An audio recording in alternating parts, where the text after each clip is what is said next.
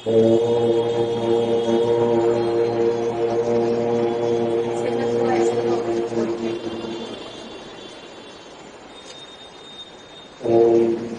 गणेशाय नमः। ओम श्री सरस्वत्यै नमः। ओम श्री गुरुभ्यो नमः। ओम समस्तजनकल्याणे जयतं करुणामयं नमामि चिन्मयं देवं सद्गुरुं ब्रह्मविद्वरं सद्गुरुं ब्रह्मविद्वरं सुपुष्पपुराणानामालयं करुणालयं नमामि भगवत्पादशङ्करं लोकशङ्करं शङ्करं शङ्कराचार्यं पारायणं सुप्रभाष्यकृतो वन्दे भगवन्तं पुनः वसुदेवसुतं देवोक्तं सदामुदवर्तनं देवकी परमानन्दं कृष्णं वन्दे गुरुं। हरिओम। यहाँ पर आगे मुझे अच्छा लगा, लगभग 400-500 लोग।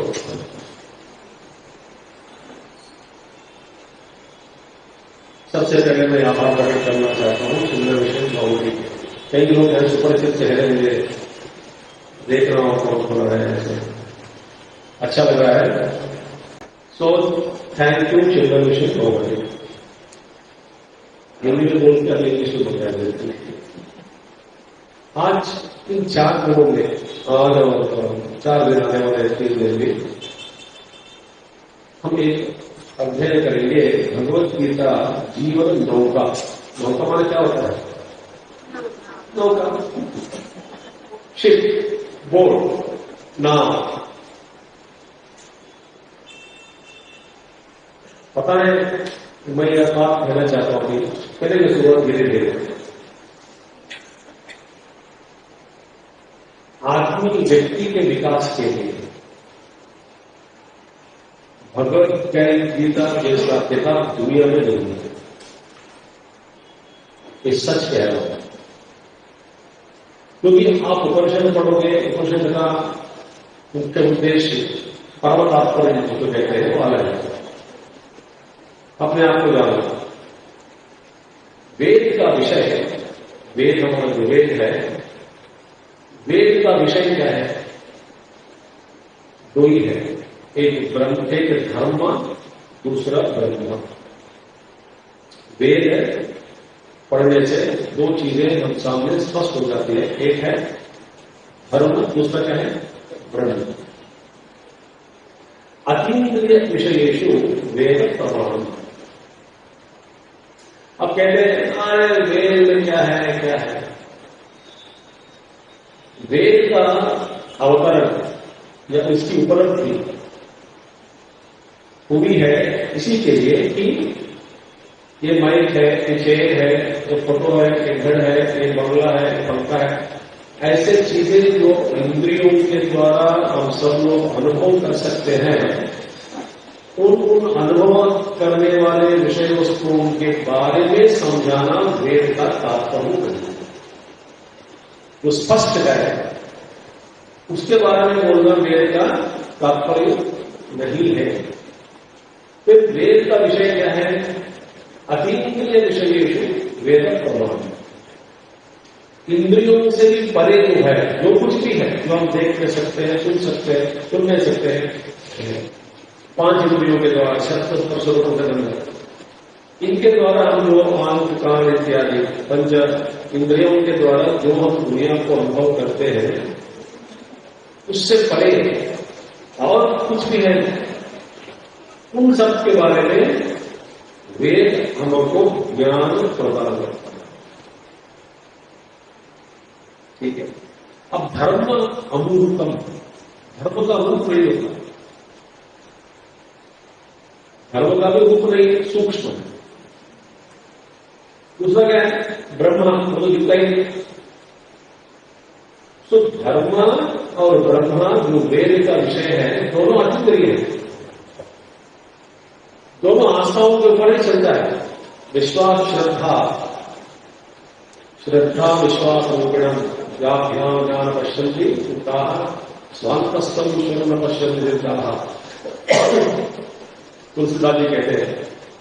इसलिए धर्म को जानना है, विश्वास रखना है।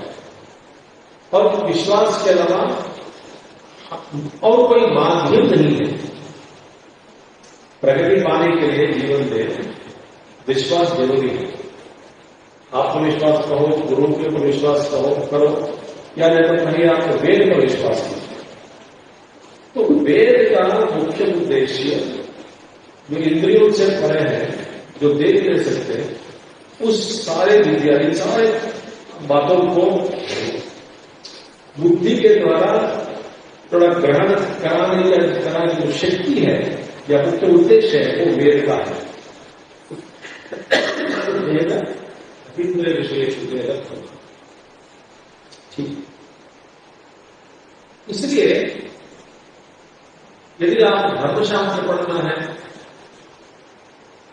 स्वयं पढ़ने से समझ में नहीं आता,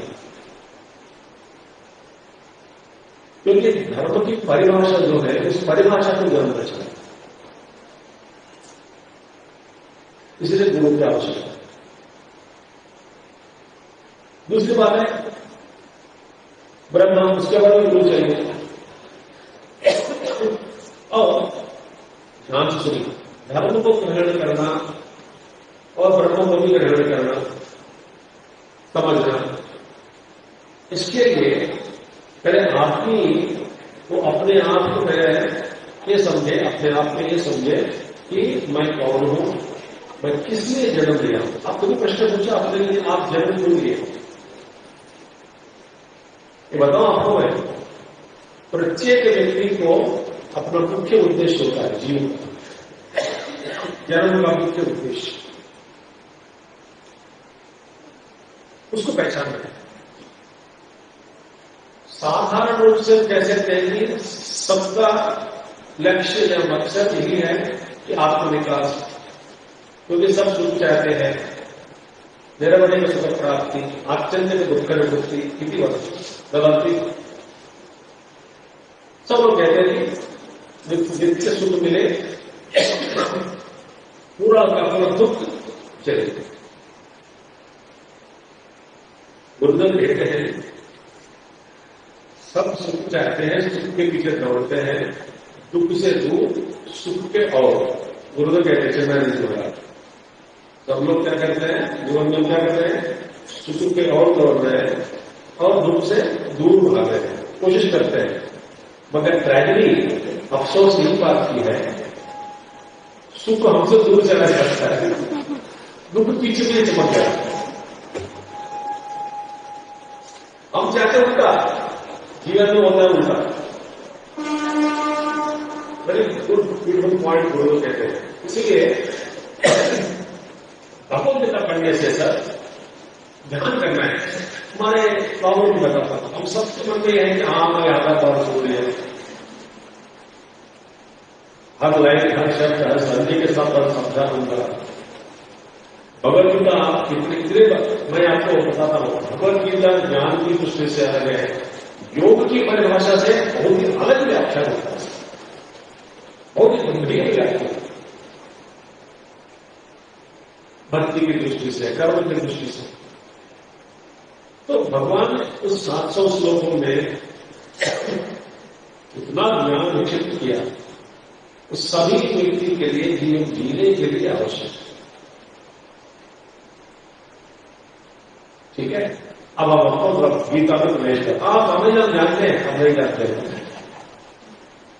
अरे इतना भरोसा है आपको हमारे ऊपर, ये मध्य आप सुन लीजिए। गीता का प्रथम श्लोक क्या है? बोलते हैं धर्म क्षेत्र। एक प्रश्न कौन पूछता है? धृतराष्ट्र। किससे पूछता है? संजय। ये प्रश्न क्यों उठा है? भैया वहां कुरुक्षेत्र में गए युद्ध करते। अब देखिए किम अपूर्व मतलब पास्टर्स क्या किए थे? इस प्रश्न का मूल उद्देश्य टाइम पास नहीं है, गंभीर विषय चुकी है इसमें। उसके संबंध में भगवद गीता से पहले, युद्ध से पहले क्या क्या हुआ, यदि आप उसको वाला ज्ञान प्राप्त करते उसके बारे में जान लिया जाए, तब आपको पता लगेगा धृतराष्ट्र का प्रश्न के पीछे, इस प्रश्न के पीछे क्या छुपा है। वो कहानी जरूरी है जानना, तो कहानी सुनेंगे। नहीं तो सोचिए, लोग सही लोग सोचते हैं पर और भी देर पश्चात चाहिए। और दोनों आए हैं, इससे भी क्रिकेट पाकिस्तान और क्रिकेट मैच प्लेयर्स मैदान में उतर के क्या किया, क्रिकेट करते हैं बाहर, उसके क्या पहुंचा, उतरा ही नहीं करेंगे, युद्ध करने के लिए उसने युद्ध किया नहीं। अब इसको बात देख सुनिए कहानी। अज्ञातवास के बाद, पांडवों का अज्ञातवास के बाद विराट, राजा विराट के सभा में एक साथ रहा, पकड़े गए, फिर अज्ञातवास हो गया, फिर उत्तर ध्रुव ग्रहण, दक्षिण ध्रुव ग्रहण, सब कहानी आती है। इसके बाद में जब उनका अज्ञातवास समाप्त हो गया, उत्तरा अभिमन्यु की शादी हो जाती है। उत्तरा अभिमन्यु, उत्तरा विराट राज के पुत्री, राजा के पुत्री और अभिमन्यु के साथ शादी का माहौल था। द्रौपदी जी भी आए, द्रौपदी माने द्रौपदी के पिताजी भी आए हैं, कई यदु वासुदेव भी आए हैं द्वारका से, कई लोग आए यदुवंशी लोग, और जिसके जितने लोग हैं पांडवों के पक्ष में हैं सभी लोग आए। शादी का माहौल था। भगवान कृष्ण ने घोषणा की, भाई शादी के बाद अगला दिन सवेरे सभा में 9 बजे जिस दिन आशा करके आ जाना, मैं आप सबको उपदेश करके कुछ बोलना चाहता हूं, मेरे भाषण सुनना पड़ेगा आप सबको करके खबर दी। तो अगले दिन सारे लोग बैठे हैं सभा में, आपस में कुछ चीज बात कर रहे थे सब लोग। कृष्ण भगवान आने के बाद सब लोग कृष्ण को बोल देंगे, बुलाया क्यों, क्या बताना चाहते हैं। तो भगवान कृष्ण सभा में उठकर बहुत गंभीर प्रवचन देते हैं कि देखिए, वचनबद्ध होकर पांडव लोग अपना पूरा 12 साल 12 वर्ष अरण्यवास, 1 वर्ष अज्ञातवास पूरा किया। अभी उनका राज्य जो था उनको वापस मिलना चाहिए। इसके लिए धृतराष्ट्र के पास जाके कोई दूत जाके बोलना चाहिए, प्रस्ताव करना चाहिए। राजा वचन के अनुसार, चमक के अनुसार ये पूरा हो गया है, अभी पांडवों को अपना राज्य दे दीजिए। बढ़िया। तो ये खबर देने के लिए एक दूत चाहिए, दूत, एम्बेसडर। कहानी सुनिए, अच्छा लगेगा आपको। आपको कुछ पढ़ते नहीं हो, कोई बोल रहे तो दूध नहीं देते, अच्छी बात है। सुन लीजिए, मजा आएगा कहानी।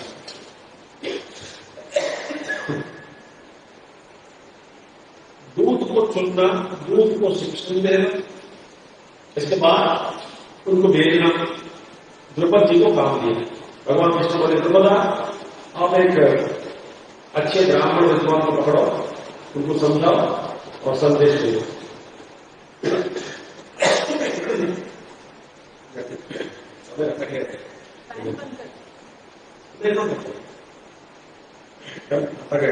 जा रहा है कुछ खाया नहीं। अब क्या हुआ ये देखिए, एक ब्राह्मण को चुनकर भेजा संदेश। तो ब्राह्मण ने राजा के पास बोले, राजा मेरा नाम यह है, मैं आपके लिए संदेश लेकर आया हूं पांडवों से, भगवान कृष्ण से, सभी लोगों से, यादवों से। ये संदेश है, अब अपना राज्य पहला वापस दे दीजिए, सौंप दीजिए धर्मराज। और उनसे कहा गया पंडित से, आप रहेगा वहीं उनसे मैसेज प्राप्त करके वापस आ जाए। राजा लोग जगह चर्चा करेंगे, कैंड मीटिंग होती है, काफी प्राप्त होता है, क्या करना क्या नहीं करना, तो उनसे समझ के बनी चाहिए क्या बन गए। और 4-5 दिनों में इनको ये भी काम दिया ब्राह्मण को, जरा नजर लगाओ कि क्या क्या तैयारी हो रही है, से ये काम भी कम कर क्या है क्या हुआ, गुतरा से कम खाया क्या।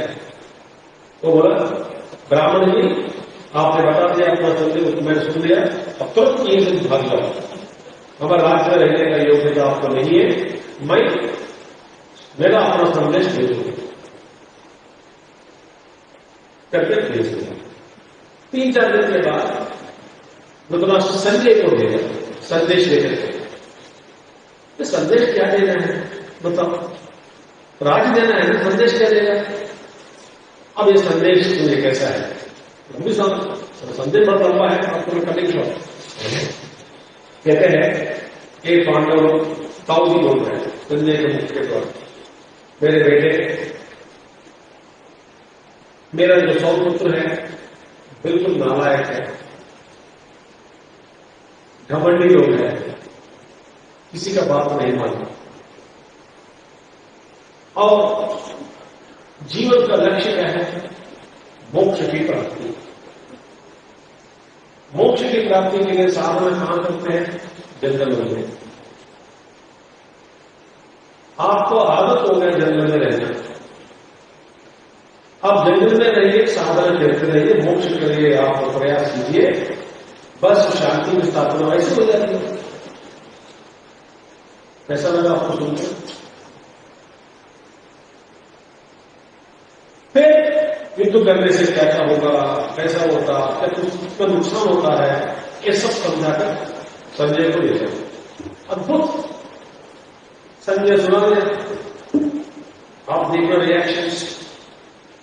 भीम तो बैठे हैं, कभी तो सब होगा, सबको मारूंगा, द्रौपदी का मैंने कुशाण का काफी काट कर रक्त पीना है, रक्तास्थित हस्तों से द्रौपदी के जो बाल है उसको सजाना है, पवित्र करना है, और जिम्मे तैयार है,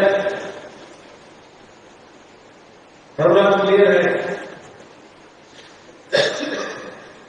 नकुल सर क्या है, हम जो निर्णय ले रहे हैं, बड़े 3 लोग भाई लोग हैं, वो जो निर्णय लेते हैं कर लेते। वी आर गुड एग्जीक्यूटिव्स, हमको सोचने की जरूरत नहीं। जैसे आपने इसमें जो संजय ने सुनाया, सुनने के बाद बहुत गंभीर रूप से सब लोग गुस्से में आ गए। भगवान कृष्ण ने सबको शांत कराया, पर हाथ जोड़कर संजय जी कहते प्रभु मुझे मत डांटना, ये भाषा का प्रयोग मैंने नहीं किया, राजा का भाषा है। उन्होंने जो कहा कहने के लिए मैंने कह दिया आपसे। फिर युधिष्ठिर बोलते हैं संजय जी आप जानता हूं, सब आपका स्वभाव क्या मैं जानता हूं, आप निश्चिंत रहिए, अपना सबका अपना संदेश क्या है, कम से कम 5 राजनीति मानता हूं उसमें। बहुत बढ़िया। संजय वापस आ गया। आने के बाद शाम को 6:30 बजे पहुंचे हस्तिनापुर। तो आप कैसे पता चलता, ऐसा जो दिल्ली की वे रास्ते में आपको विश्वास करना पड़ेगा। मेरा एक अभिप्राय है, बच्चों 3:30 पहुंच गए, खबर मिला, खबर दिया राजा से मिलना है, धृतराष्ट्र का टेंशन बढ़ रहा था, पता नहीं क्या क्या खबर लेकर आया, नहीं तो तुरंत आया। आने के बाद संजय जी बोलते हैं, संजय जी ज्ञानी है, सूत है, कथाचारी है, उनकी बोलचाल जो है ना प्योर नहीं होता, मुंह में बोल देता है महाराज दुनिया में आपसे आप ही सबसे बड़ा बेवकूफ है, इस तरह के लैंग्वेज बोल सकते हैं। महाराज बोला जो कुछ भी हो रहा है उस सबका मूल कारण आप ही है, सत्यानाश होने वाला है कारण आप ही है। संजय ने सुना, संदेश नहीं सुनाया अभी तक, बोलते हुए थक के आया हूं, लंबा सफर था, उपप्रनगर से हस्तिनापुर अकेला रोजगार चला के आया हूं, थक गया हूं। कल भारी सभा में मैं आपको सुनाऊंगा उनका संदेश। अभी आज्ञा दे दीजिए, तो सोने जा रहा होगा कि चले। धृतराष्ट्र महाराज को नींद नहीं लगी। क्या संदेश हुआ होगा? फिर महाराज लोगों को जब नींद नहीं लगती है ना, और लोग जिसको नींद लगी हुई है उसको उठा के एटेंडेंट करो बोलते हैं। उन्हें खबर भेजा विदुर जी के, विदुर जी को तुरंत भेजो मेरे पास। विदुर जी आ गए। ये युद्ध से पहले महाराज क्या हुआ?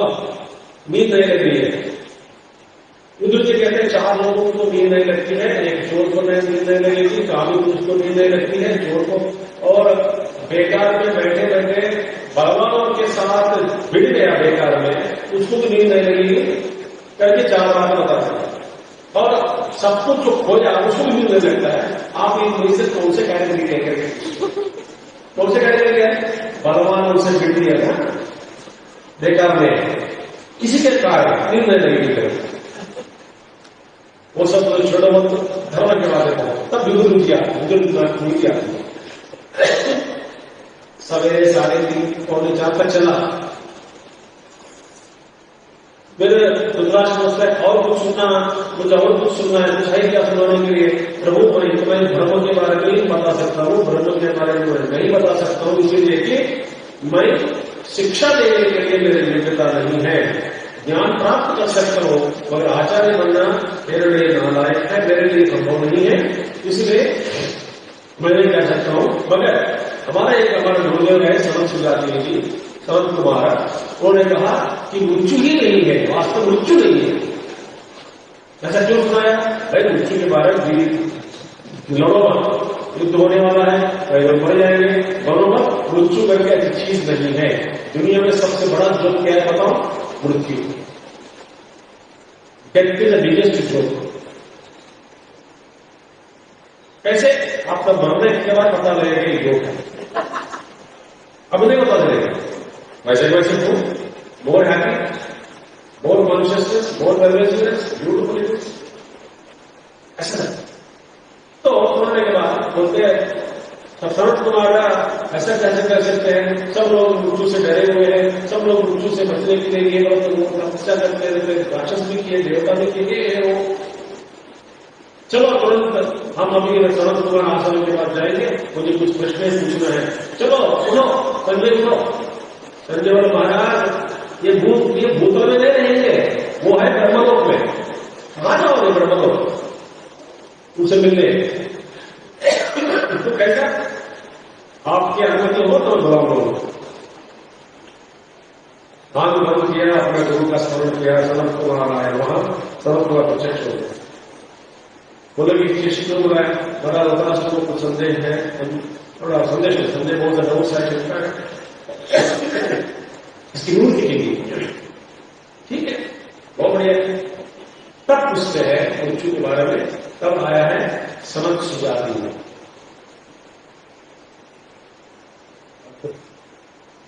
प्रमाद हो गई मृत्यु करके लिए, मृत्यु करके सिद्ध चीज नहीं है, प्रमाद ही मृत्यु। वो बहुत चार पांच है, बहुत एकदम आकर्षण है, मुझे बहुत गंभीर है, मैं कई बार लिया सब सेपरेट बहुत है। इसके बाद हो गया है, बाद में अग्र सभा में बात हुई, संजय ने बात सुनाई, पांडवों की बात सुनाई, फिर बाद में कोई माना नहीं, ये है वो है, सब भगवान विष्णु जी आए हैं समझाने के लिए। विष्णु भगवान विश्वरूप दिखा है सभा में सबको, अंधे धृतराष्ट्र को भी दिख गए। विष्णु जी कहते ये मैं हूं, मानव रूप धारण किया हूं, मैं ये हूं, वास्तव में मैं हूं, वही सबका आधार हूं। मेरे बात सुनो, युद्ध किए तो मर जाएंगे सभी लोग, कोई बचेगा नहीं। दुर्योधन कहते कृष्ण भगवान को पूछो तब बड़ा मैजिक दिखाने आए हो, मैं भी ये मैजिक दिखा सकता हूं, लंबा होना, छोटा होना, मोटा होना, पीछे हो रस्सी लेके आए बांधने के लिए भगवान को। परम मूर्ख है कि नहीं? भगवान विष्णु बोले आप लोग उतरेंगे नहीं, मैं पूरी कोशिश किया हूं शांति के लिए, अब युद्ध होगा। युद्ध शुरू हुआ कार्तिक मास अमावस्या के दिन। अब देखिए सुनिए जा, धृतराष्ट्र जो संदेश भेजा पांडवों के लिए वो विषपूर्ण संदेश था। धृतराष्ट्र जानते हैं इस संदेश का, ये मेरा जो मैं जो कहता संदेश, उसका प्रभाव धर्मराज या युधिष्ठिर के ऊपर नहीं पड़ेगा, भीम के ऊपर भी नहीं पड़ेगा, इसका प्रभाव नकुल सहदेव पर भी नहीं पड़ेगा, मछली पकड़ जाएगा। अर्जुन जरूर इस संदेश को सुनकर कंफ्यूज हो जाएगा। क्यों? बोले बताओ, thinkers are always in trouble. जो ज्यादा सोचते हैं ना बेकार में, उन्हीं के लिए चिंताएं बढ़ जाती है। हमारे पूज्य गुरुदेव कहते हैं अर्जुन के बारे में स्केप्टिक, इनकी पूरा मैसेज अंदर गया।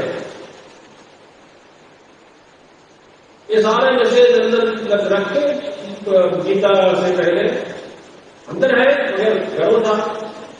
कभी मैं किसी के हाथ में हारा नहीं, शिव जी के साथ युद्ध किया, पाशुपतास्त्र प्राप्त किया। ये दुनिया क्या है? चलो कहीं मैं डर दिखाओ चले जाएंगे, ऐसी कुछ ना करें। यदि भगवान कृष्ण रथ की स्थापना दुर्योधन दुशासन आदि के सामने रख दिया होता तो हमको अभद्रता मिलता है। भगवान कृष्ण ने कहा भैया तुम बहुत चढ़ा हुआ है, अहंकार उतारने के बाद ही तुमको मैदान में उतारूंगा युद्ध करने के लिए, पहले अहंकार मत करो। सीधा लेकर के कहा रखा भीष्म द्रोण क्रम वही युद्ध करना चाहते थे ये लोग। तब क्या हुआ? जो पॉइजन मैसेज भेजा था ना वही पवन किया हुआ। पहला अध्ययन लॉजिक सुनने में बहुत बढ़िया है, लगता है कि अपनी सही है, कृष्ण ही गलती किया। अर्जुन कृष्ण भगवान जानते हैं, उसका दिमाग में से पड़ा है, पूरा ओवर हो गया, निकलवा दिया, फिर सरेंडर हो गया, फिर युद्ध किया। 10वें दिन भीष्माचार्य का पतन हुआ। 10 दिन संजय ने युद्ध में नहीं थे, हस्तिनापुर नहीं गया, युद्ध भूमि में घूम सकते, व्यास भगवान दिया आप युद्ध में घूमो, तुमको कोई अस्त्र शस्त्र प्रहार नहीं कर सकता, तुम किसी के कोई कुछ नहीं होता, सबका मन जान लेते हो, मन में कुछ चल रहा है वो भी जान लेते हो। इतने सारे क्षेत्रों में 2 योद्धाएं बात कर रहे वो भी सुनाई देते हैं तुमको। ऐसा अद्भुत ज्ञान हुए, वीर दृष्टि, दूरदृष्टि, दूरशरण, और वो युद्धों में कुछ नहीं होगा, कोई तीर नहीं लगी करते, ये मेरा वर है, ऐसा अद्भुत वर दिए संजय ने। ठीक है, 10वें दिन ब्रह्म का भीष्माचार्य के पतन के बाद 10 दिन महाभारत युद्ध धर्म के साथ लड़ाई हुई, धर्म के अनुसार ही हुई। 11 दिन से सब उल्टा पड़ा। भीष्माचार्य का पतन हुआ, जन स्टार्ट है। तब ये खबर लेकर पहुंचे मार्गशीर्षमासन शुद्ध एकादशी के दिन, मैंने अगला दिन 10वें दिन, तो डेट को पहले गया, खबर दिया धृतराष्ट्र को, महाराज भीष्माचार्य जी का पतन हुआ, कुछ शास्त्र में। तो अगले दिन भीष्म एकादशी, मार्गशीर्ष एकादशी, गीता जयंती के दिन संजय जी को जो धृतराष्ट्र को सुनाता है, धृतराष्ट्र को, वही उसी दिन मानव जाति को एक गीता मिली। भगवान कृष्ण अर्जुन को कब बताया? 10 दिन पहले बता दिया। अब ये बात सुनने के बाद धृतराष्ट्र के मन में ये शंका हुई, अरे संजय, इंटर ब्रैकेट बता दो, तुमको मेरा संदेश लेकर के भेजा, तुम सही सलामत उस संदेश को सुनाया या नहीं? सुना दिया होगा तो अर्जुन जरूर युद्ध करने का सामर्थ्य जो वो तो होकर बैठना था। अब मेरी शंका क्या है, भीष्माचार्य जी को तीर छोड़कर उनको नीचे गिरा देगा, इतनी शक्ति ताकत धैर्य कहां से मिली उनको? मिलना नहीं चाहिए था। मेरा डाउट संदेश, मैं संदेश जो भेजा तो विषपूर्ण संदेश उसके प्रभाव में पड़कर तो युद्ध करने का सामर्थ्य कौन होता है? एक्चुअली उल्टा होया भी नहीं, भीष्माचार्य को मारने की शक्ति कहां से मिली उनको? अब बताओ, पहले नहीं कुछ नहीं, अब बताओ संजय। धर्म क्षेत्र कुरुक्षेत्र समूह पहले से बताओ, कुछ ना कुछ हुआ जिसके कारण अर्जुन के अंदर इतना सामर्थ्य आ गया, धैर्य, साहस, समथिंग हैपेंड। बताओ क्या होगा? मुझे समझ नहीं आ रहा। तो संदेश सुनाया ना सुनाया, कुछ ना कुछ हुआ होगा। इतना हिम्मत बढ़ गया अर्जुन की, हिम्मत से तीर छोड़ा, पांडवों में भीष्माचार्य द्रोणाचार्य में कुछ हुआ होगा। क्या हुआ मुझे बता। इस प्रश्न का आंसर नहीं। बीच में कौन है? कृष्णा। भगवान कृष्ण क्या किया? पहला उसका दिमाग में जो कचरा बैठा है तो हटा दिया, मजबूत किया।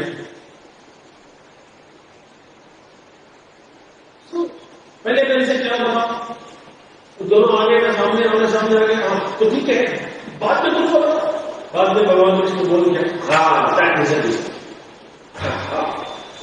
कृष्ण भगवान ने प्लान को थोड़ा खराब कर दिया।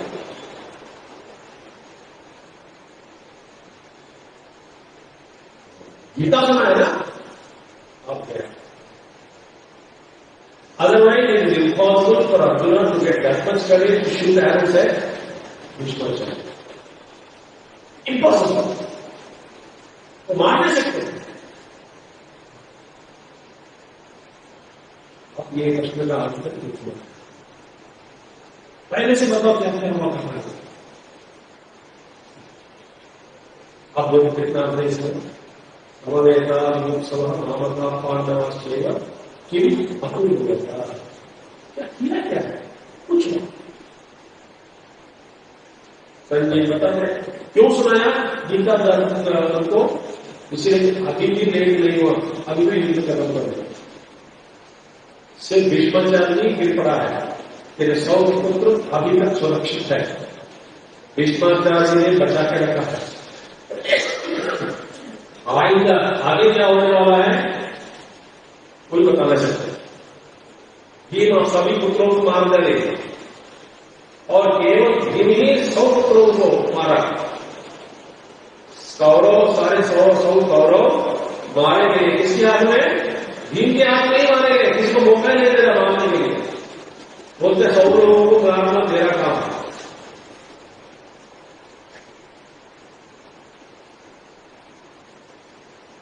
तो भगवत गीता अब ध्यान और एक संक्षिप्त बात। चले अर्जुन आए हैं, फिर आप जानते हैं डरे काल योग सब बोलिए सब कुछ बोले पूछते राम से नो राज्य में जीवते रहा, जीकर भी क्या फायदा? मैं जंगल में जाऊंगा, बाबा जी बनूंगा, तब करूंगा, भिक्षा मांगूंगा, ऐसा बोलने लगे ना। भगवान में चुप बैठे। जब भगवान बोलने लगे, अब देखिए याद रख लो 6 पॉइंट बोलने वाला हूं, इसके बाद तो पेपर में थोड़ा प्रवेश करेंगे। सबसे पहले अर्जुन के लिए संदेश यही है। अर्जुना सुनिए, it is your duty to fight. युद्ध करना तेरा धर्म है। यूर युद्ध करना तेरा कर्तव्य है, तेरा नहीं है। तेरा आंदोलन करना, it is your duty, not my duty.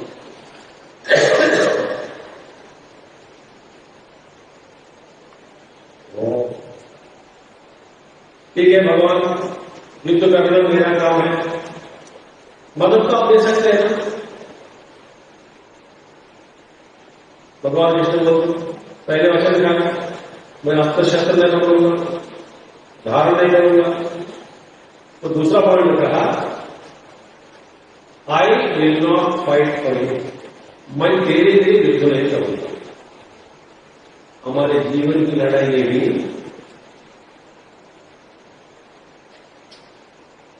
हमारा काम, हमारा कर्तव्य हमारा है, भगवान का नहीं। हाँ तो ठीक है, भगवान मदद करोगे, कोई नहीं करेगा। युद्ध करना तेरा काम है और मैं युद्ध नहीं करूंगा तेरे लिए, तेरे बदले में या तेरे साथ मैं युद्ध नहीं करूंगा, करना ही युद्ध। अर्जुन ने बोला साथ दोगे, नहीं दूंगा। युद्ध करोगे, नहीं करूंगा। युद्ध करना तेरा काम है। दूसरा पॉइंट, मैं नहीं कहा युद्ध करूंगा। तीसरा, ठीक है भगवान, आप तो बोलते हैं युद्ध करना मेरा जॉब है, कर्तव्य है, मान लिया।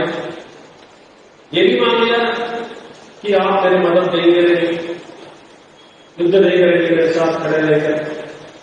ठीक है, मैं अभी युद्ध भी छोड़कर भागना चाहता हूं। भगवान विष्णु बोले, तुमको भागने ही नहीं दूंगा अपने कार्य क्षेत्र से। हमारे जीवन में हम कई बार भागने की कोशिश करते हैं,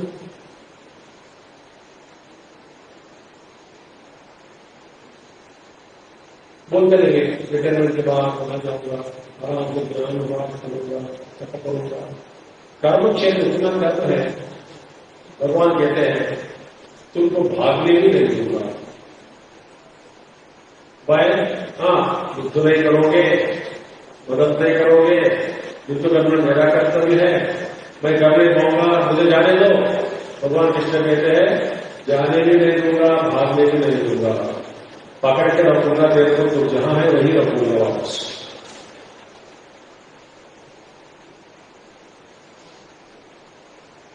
Nor I allow you to escape from your duties.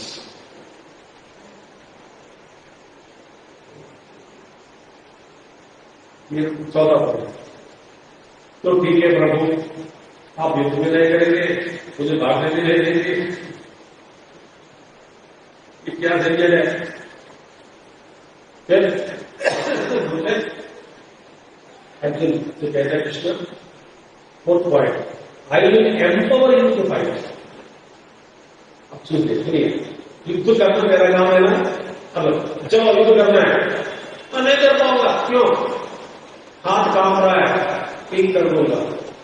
बुखार आ रहा है, नॉर्मल टेम्परेचर लेकर लाके रखूंगा। टेंशन हो रहा है, तनाव बढ़ रहा है, हटा दूंगा। कैसे करना है समझ नहीं आ रहा है, ये बताऊंगा। स्ट्रैटेजी नहीं मेरे पास, कैसे करें, क्या करें, मैं बताऊंगा। डर है, हटा दूंगा। संशय है, हटा दूंगा। बताओ, तुम्हारा काम तुम करने के लिए तुमको जो जो आवश्यकता है मैं दूंगा। मोह ममता बढ़ गया, निकाल दूंगा। बताओ क्या चाहिए आपको।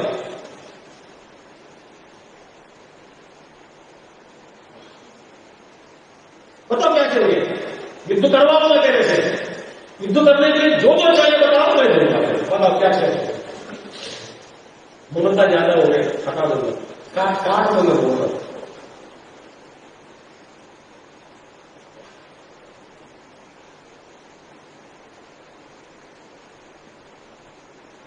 ऐसे किया ना,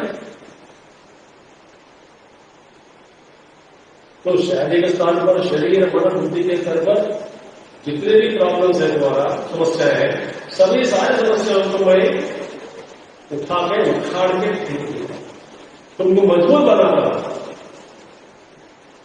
तो तुम्हारी कमजोरियां कहां है, क्या है, कितने हैं, इसका उल्लेख करो। एक एक हटा देता हूं भाई, अपने बारे में बात कर रहा हूं मैं, सुन रहे? डेली हमारा ड्यूटी होता है, करने पाते हैं। भगवान ने मैंने करूंगा तेरा ड्यूटी, बताओ क्या चाहिए जरूर करने के लिए।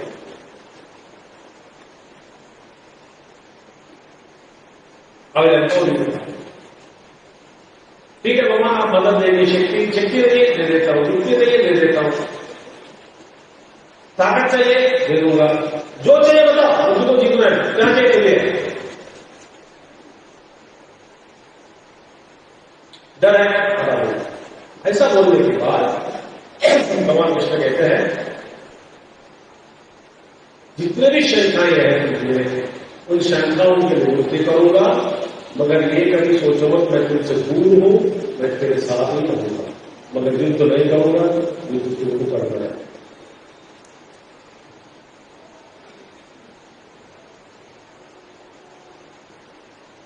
क्लियर? इसलिए भगवान कृष्ण कहते हैं I am always with you but what you must. सभी लोग अपने अपना कर्म के लिए लेकर के आए हैं, कर्म के अनुसार कर्तव्य कर्म करना ही पड़ेगा। भागने में देंगे भगवान, बोलते जहां है वही ठहरो, मैं तुमको मजबूत बना के तेरी जीवन की लड़ाई में तुम्हारी जीत होगी, जरूर होगी, मैं प्राप्त कराऊंगा, दिला दूंगा जीत। तो एक ही काम करना, मेरे ऊपर विश्वास करो, मुझे पुकारो, मुझे बुलाओ, नमे भक्त पराशक्ति।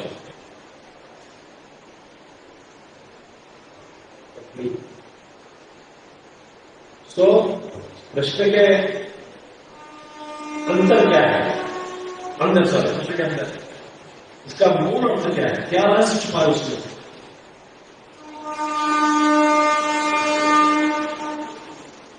ठीक, थोड़ा प्रवेश करेंगे विषय में। संक्षिप्त में आपको कुछ श्लोक मैंने सुना है भगवद गीता के, हो सके तो आप भगवद गीता के काम लेके आएंगे।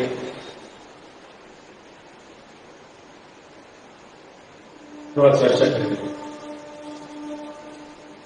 सबसे पहले जीवन के गुंडों कहते हैं जीवन जीना मतलब क्या है, उसका निर्वचन क्या होता है? बोलते गुंडों कहते हैं it is a constant interaction between me and the world. बचपन से जन्म से लेकर के मृत्यु तक मैं और ये दुनिया के बीच में जो हमेशा कुछ ना कुछ चलते रहा है, व्यापार हो रहा है, इस व्यापार का नाम ही जीवन है।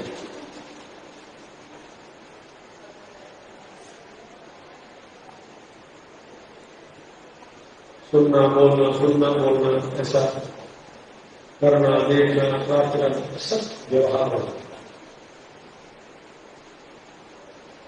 मैं कभी कंपनी में काम करने के समय हमारा एक बिग मीटिंग हुई कई जगह बड़े होटल में। तो हमारा वो कंपनी के उस जमाने में 40 साल पहले कोई एमबीए हो, गोल्ड मेडलिस्ट हो, उन लोगों को सीट में बैठा देते था कंपनी में। आजकल एमबीए गले गले मिल जाते हैं बिना रोजगार, करना नहीं चाहते कई लोग वाला पाते। वो खड़े रहकर बोलने लगे, देखिए घमंड कहो, हिम्मत कहो, बेवकूफी में जो कह रहे आप बोलते हैं यदि हम भगवद गीता का, कृष्ण का उपदेश हम यदि फॉलो करते हैं, अनुकरण करते हैं, समझते हैं उसको, फिर हमारी कंपनी की वृद्धि नहीं होगी। क्यों? भगवान कृष्ण ने कहा तृप्ति, हम तृप्ति रहेंगे तो आगे कंपनी नहीं जा सकता है, बढ़ नहीं सकता। इसलिए गीता का संदेश गलत है, तो नया कृष्ण जन्म दे जाएगा। मेरे इतना गुस्सा आ गया। संतुष्ट सततम वो कहते हैं संतुष्ट रहने से हमेशा खुशी रहो, तृप्ति पाओ, तृप्ति पाने से कंपनी आगे नहीं बढ़ेगा। ऐसे ऐसे कई चीजें कई लोग मुझसे पूछते हैं ये कैसा हो सकता है, वो कैसा हो सकता है, ये कैसा हो सकता है। इसका अंतर क्या है बता देता जवाब। वर्तमान में हम जी रहे हैं, भविष्य में नहीं जी सकते हैं, भूतकाल में भी। भूत और भविष्य केवल दिमाग में बैठा है, स्मृति के रूप में। भूतकाल स्मृति के रूप में, भविष्य आने वाला काल मन में एक लक्ष्य के रूप में, आशा के रूप में बैठे। अब जीवन जी रहे हैं कहां? वर्तमान में ही जी सकते, न भविष्य में न भूतकाल में।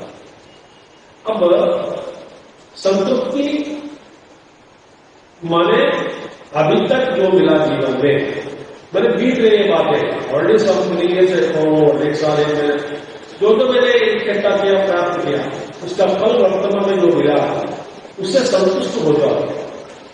क्योंकि मन जब संतोष हो जाता है, संतोष की होती है, मन को संतोष व्यक्त होता है, तब क्या होगा?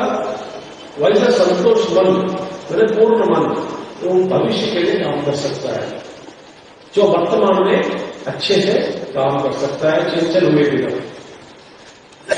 बीत गई बातों को मुझे ये नहीं मिली, वो नहीं मिला, ऐसा रोते रोते जीवन जी रहे सब तृप्ति के बिना, मैंने वर्तमान का समय भी बिगाड़ रहा है। तो वर्तमान समय में हमारा मन को सुरक्षित रखना, आनंदित में रखना, फ्री रखना, ताकि भविष्य की ओर अच्छे से काम के लिए आगे बढ़ने की ओर ध्यान लगा सकते हैं, मेहनत कर सकते हैं। मेहनत वर्तमान में हो सकता है, वर्तमान में होना है तो मन शांत रहना है, शांत रहने में तृप्ति पाना, तृप्ति विद रिस्पेक्ट टू पास्ट। भूतकाल के हिसाब से, भूतकाल की दृष्टि से वर्तमान में तृप्ति ही नहीं है। तब हम आगे भविष्य के लिए वर्तमान में अच्छा काम कर सकते। वर्तमान में अरे तृप्ति नहीं मिली, तृप्ति नहीं मिली, ये पता नहीं, मुझे प्राप्ति नहीं, मेरे तृप्ति नहीं हो गया, ऐसा 10 दिन होया लगातार 10 दिन गए। तो भगवान कृष्ण कहते हैं संतुष्ट सततम। तो हम जीवन जी रहे हैं। Please I very important topic भी बताऊंगा आपको आज भी कल भी, क्योंकि हमारे मन में ऐसी भावना बैठ गई कि कोई श्लोक सुनते ही हम जाते हैं। मन अहंकार ईगो ना बोलते I know this, I know this, I know this, ये मैं जानता हूं, ये मैं जानता हूं, कई बार पूछ रहा हूं, ये क्या पढ़ाया, वो क्या सुनना है। कल मैं आपको दिखाऊंगा बोलते मन में कर्म के लिए। अब देखिए वर्तमान में ये रहे कर्मयोग में कुछ कर्मयोग कुछ लोग चुना है, नौका आया है सबके कर्म। कोई भी व्यक्ति कर्म के बिना रह नहीं सकता। नंबर 1 कर्म ही जीवन का आधार है, मेहनत ही जीवन का आधार है। नंबर 2 और भगवान कृष्ण कहते हैं कर्मण्येवाधिकार से, उस श्लोक के बारे में कल बात करेंगे, ज्यादा चर्चा करेंगे कल, पढ़ेंगे भी साथ में, किताब लेके आएंगे। इस श्लोक में जैसे लोग समझते हैं ऐसा अर्थ नहीं है। माने लोग इस श्लोक के बारे में ऐसा सोचते हैं कि भगवान गलत बोला, बोलते कर्म करो, फल की आकांक्षा मत करो, फल की अपेक्षा मत रखो, केवल कर्म करो। कई लोग पूछते हैं स्वामी जी भाई कर्म शुरुआत करते हैं कोई लक्ष्य या फल को सामने रखते हैं, रखने के बाद ही कर्म करते हैं ना।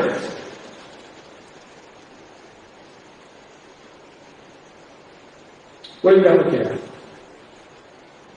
रसोई करने के लिए खाना बनाना है, अच्छा खाना स्वादिष्ट भोजन बनना है, इसी लक्ष्य को रखने काम करते हैं कि नहीं? तो फल पहले से कोई बैठ गया दिमाग में,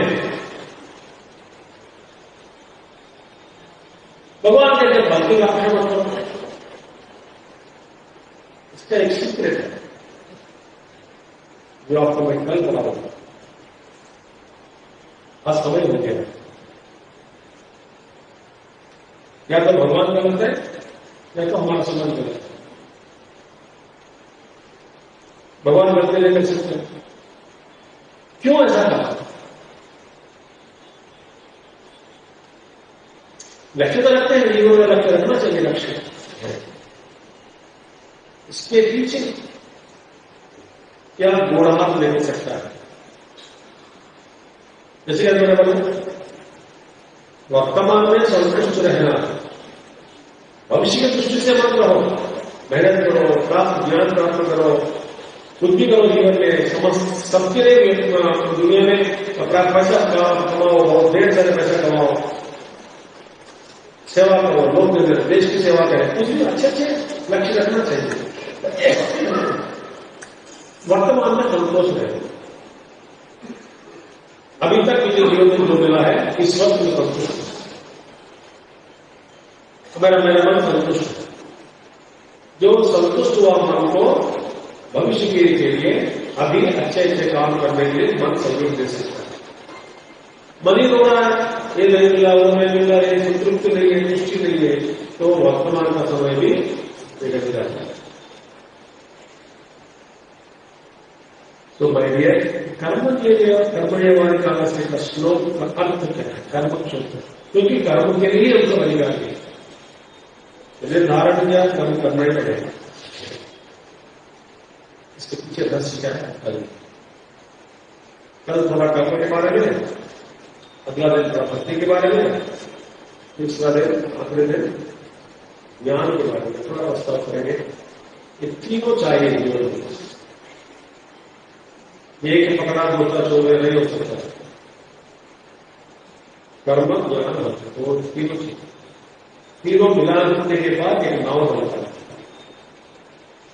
हमारे भक्ति ज्ञान और कर्म के द्वारा ही अपना जीवन का नाव बनाओ, उसको बैठ गया से और जीवन भी।